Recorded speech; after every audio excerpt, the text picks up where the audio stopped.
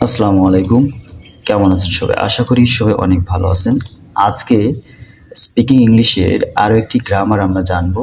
তো একটা কথা বলে রাখি, আমরা যদি ইংরেজি বলা শিখে যাই তাহলে কিন্তু প্রোনাউন্সিয়েশন ভালোভাবে পরবর্তীতে ঠিক করে নেওয়া যায়।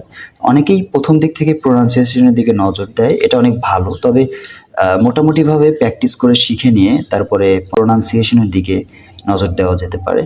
আজকে আমরা আলোচনা করব there is something wrong with, অর্থাৎ কোনো কিছুতে সমস্যা, এই বিষয়ে আমরা আলোচনা করব।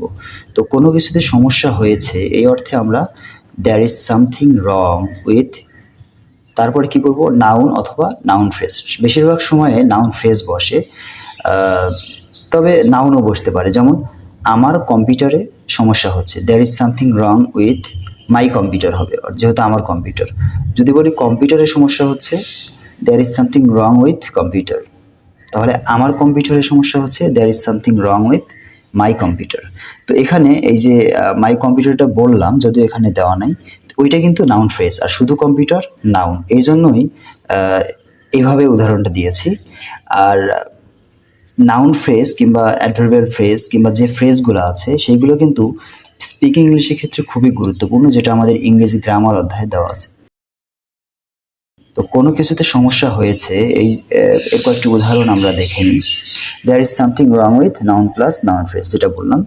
আমার মোবাইলে সমস্যা হয়েছে, there is something wrong with my mobile. There is something wrong with my mobile, এটা হচ্ছে আমার মোবাইলে সমস্যা হয়েছে। আমার সার্টিফিকেটে সমস্যা হয়েছে, আপনাদের অনেকেরই হয়। There is something wrong with my certificate. There is something wrong with my certificate. আমার টেলিভিশনে সমস্যা হয়েছে, there is something wrong with my television. এখন যদি বলতাম টেলিভিশনে সমস্যা হয়েছে, there is something wrong with television, not my television. এভাবে আমরা বাক্য গঠন করতে পারি।